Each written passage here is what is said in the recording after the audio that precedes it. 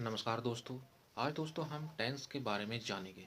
Tense के बारे में आपने बहुत सारी वीडियो देखी होंगी, बहुत सारा पढ़ा होगा स्कूल में, कॉलेज में। लेकिन दोस्तों आज मैं आपको यहाँ पर समझाऊंगा, एक स्टोरी के माध्यम से आपको समझाने की कोशिश करूँगा कि काल क्या होते हैं, क्यों ये वर्तमान काल होते हैं, क्यों ये भूतकाल ही क्यों होते हैं और क्यों भविष्यकाल ही हम क्यों पढ़ते हैं। ये टेंस शुरू होता है, ये तीन काल हमको बारी बारी से पढ़ने पड़ते हैं।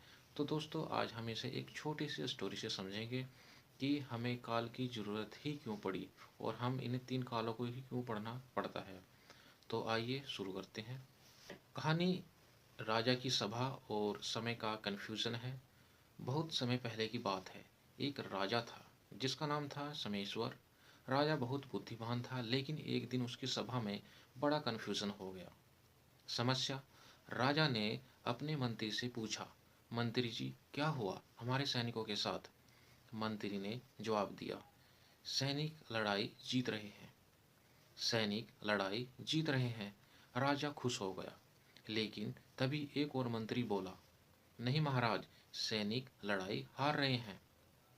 नहीं महाराज, सैनिक लड़ाई हार गए थे। राजा का चेहरा बदल गया। फिर तीसरा मंत्री बोला, महाराज चिंता मत कीजिए, सैनिक कल लड़ाई जीतेंगे।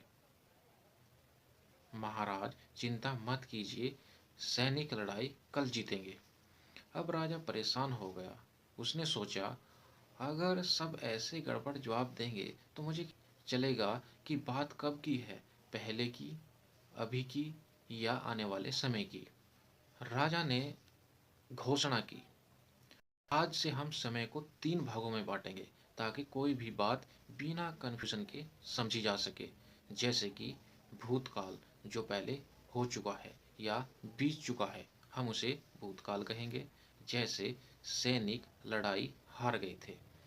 दूसरा वर्तमान काल, जो अभी हो रहा है। जैसे सैनिक लड़ाई जीत रहे हैं। और तीसरा भविष्य काल, जो आगे होगा। जैसे सैनिक कल लड़ाई जीतेंगे। दोस्तों इस प्रकार जो है काल को राजा ने तीन भागों में बांट दिया। तो इस प्रकार हमें इस कहानी से यह बात समझ में आती है कि काल की जरूरत इसलिए हुई, हम समय के आधार पर घटनाओं को सही तरीके से व्यक्त कर सके।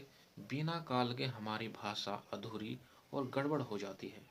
इसलिए राजा समेश्वर ने व्यवस्थित किया और आज हम सब इसे आसानी से इस्तेमाल कर रहे हैं। तो दोस्तों ये थी कहानी समय की।